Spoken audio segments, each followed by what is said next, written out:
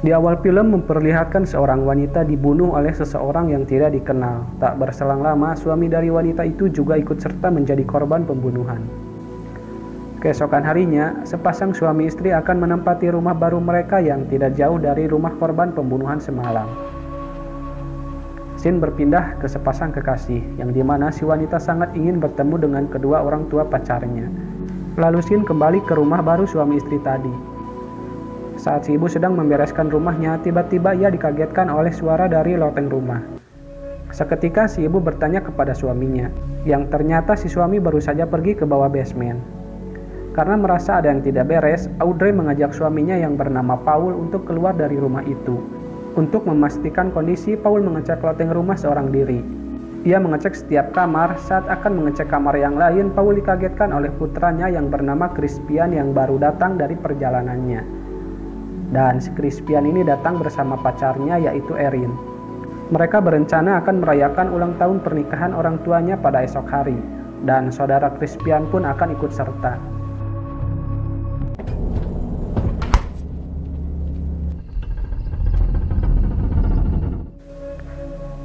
Keesokan harinya, kakak Crispian yang bernama Drake dan istrinya Kelly datang ke rumah itu. Karena ingin menjadi calon menantu yang baik, Erin menawarkan bantuan kepada calon mertuanya dan ia mendapat tugas untuk meminta susu kepada tetangga sebelah karena stok susu di rumahnya habis. Kebetulan tetangganya adalah orang yang dikenal Audrey. Erin pun berpamitan kepada Crispian dan entah kenapa sepertinya ada sesuatu hal yang Crispian cemaskan atau takutkan. Erin pun tiba di rumah tetangga. Karena tidak ada yang menjawab salamnya, ia memutuskan untuk kembali. Malam pun tiba, anak perempuan si ibu yang bernama Amy datang beserta pacarnya yaitu Terry. Dan ia datang bersamaan bersama Felix dan pacarnya yaitu G. Semua keluarga ini sudah berkumpul. Lalu mereka menyantap hidangan makan malam bersama sambil berbincang. Drake menanyakan pekerjaan Terry dan Terry adalah seorang pembuat film. Dari perbincangannya, sepertinya si Drake ini mempunyai sifat merendahkan orang lain. Drake juga menanyai Erin, dan Erin ini adalah seorang mahasiswa sementara Crispian adalah dosennya. Si Drake seolah-olah menyindir hubungan mereka. Hal itu membuat Crispian dan Drake beradu mulut dan keadaan pun mulai menjadi kacau.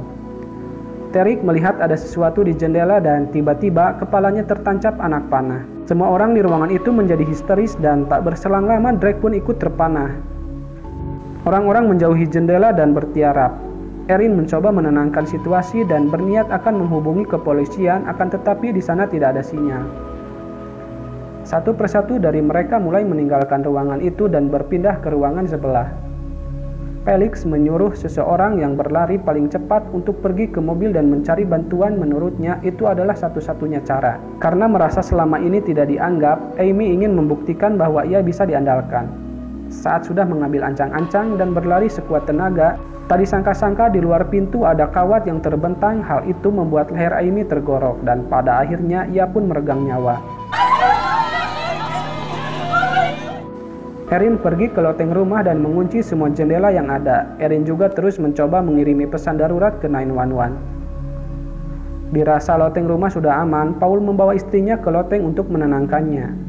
Meski si Drake terpanah, tetapi keadaannya masih baik-baik saja. Di sisi lain, Paul meninggalkan istrinya seorang diri dan itu adalah kesalahan besar karena si pembunuh yang bersembunyi di loteng kembali melancarkan aksinya. Semua orang yang mendengar teriakannya berlari menghampiri Audrey kecuali Erin. Erin berhasil menusuk salah satu dari pembunuh yang hendak menyergap dirinya. Paul pun berteriak histeris melihat mayat istrinya dan ia ditenangkan oleh anak-anaknya. Kelly yang masih berada di kamar itu, dikarenakan penasaran ia mengecek bawah kasur. Ia pun dikagetkan oleh si pembunuh yang ada di bawah ranjang. Tanpa pikir panjang, Kelly berlari keluar rumah. Drake yang ingin menahan istrinya, ia harus pingsan karena anak panah di punggungnya ia cabut. Setelah itu, Crispian berinisiatif akan membawa mobil untuk membawa semuanya kabur dari tempat itu. Di sisi lain, Kelly tiba di rumah tetangganya. Ia pun harus pasrah terbunuh karena tetangganya sudah menjadi mayat dan si pembunuh berada di hadapannya. Di sisi lain, Crispian kembali ke rumahnya karena mobil yang ada di halaman tidak bisa dipakai. Menurut Crispian, mungkin semuanya sudah berakhir karena ia tidak melihat siapapun di luar sana. Selain itu, Crispian berniat akan mencari pertolongan di luar sana meski Erin melarangnya. Tetapi ia tetap kekeh dengan pendiriannya itu. Paul dan Erin berasumsi bahwa si pembunuh masih berada di dalam rumah itu.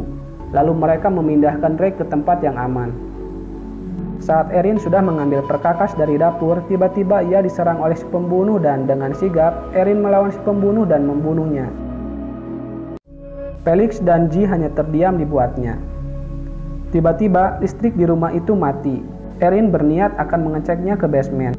Sementara itu, Felix akan mencari ayahnya. Ayah si Felix mulai menyadari bahwa si pembunuh telah mengawasi rumah itu berhari-hari. Tiba-tiba Paul dibunuh tepat di hadapan Felix. Dari sini mulai terkuak faktanya bahwa Felix dan pacarnya adalah dalang atas tragedi itu. Entah apa yang merasuki Felix sehingga ia tega melakukan hal keji itu, akan tetapi motifnya belum diketahui. Si pembunuh marah setelah mengetahui saudaranya sudah tumbang. Tanpa sengaja Erin menyenggol sesuatu dan itu diketahui oleh si pembunuh.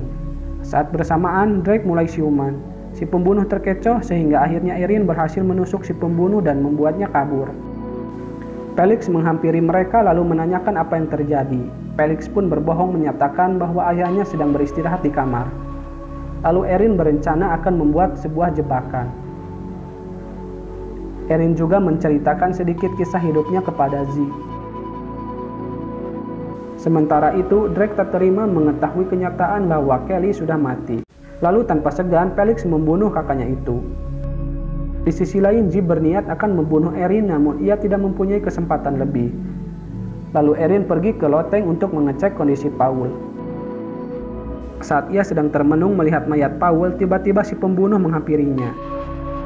Beruntung Erin berhasil meloloskan diri dengan melompat keluar jendela, dan ia pun bersembunyi di balik tirai. Satu pembunuh terkena jebakan yang dibuat Erin. Felix menyuruh pembunuh yang lain mengecek kegaduhan yang terjadi di lantai bawah.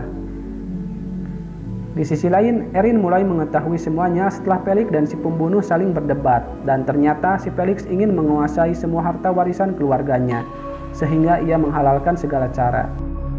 Tiba-tiba handphone Erin berdering dan itu dari 911. Lagi-lagi Erin berhasil melarikan diri dan mengecoh mereka sekaligus membunuh salah satu dari mereka. Setelah itu Erin memasang sebuah jebakan di depan pintu. Sementara itu Felix dan si pembunuh berpencar untuk mencari Erin. Back. Wait, give us the crossbow.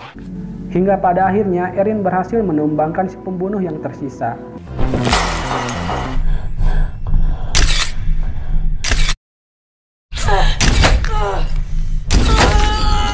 Setelah itu, Erin harus berhadapan dengan Felix dan G.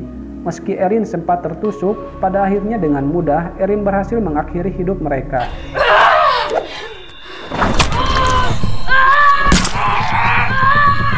Tiba-tiba, telepon milik Felix berbunyi. Erin menjawab telepon itu yang ternyata itu adalah dari Caspian. Caspian ingin memastikan apakah semuanya sudah berakhir. Caspian sengaja bersembunyi karena ia tak sanggup harus menyaksikan semuanya secara langsung. Erin pun sangat kaget mengetahui Caspian juga ikut serta dalam pertumpahan darah itu. You're okay.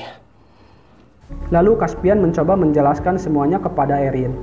Dan ia mengiming-imingi Erin kekayaan akan tetapi Erin tidak tertarik dengan bujuk rayunya. Dan akhirnya Erin mengakhiri hidup Caspian. Secara tiba-tiba seorang polisi datang dan menembak Erin. Si polisi memintai bantuan lalu ia memasuki rumah itu. Akan tetapi sayang disayang ia terkena jebakan yang dibuat Erin. Dan film pun selesai. Ingatlah agar selalu bijak dan arif dalam menyikapi sebuah peristiwa. Dan sampai jumpa di video selanjutnya. Wassalam.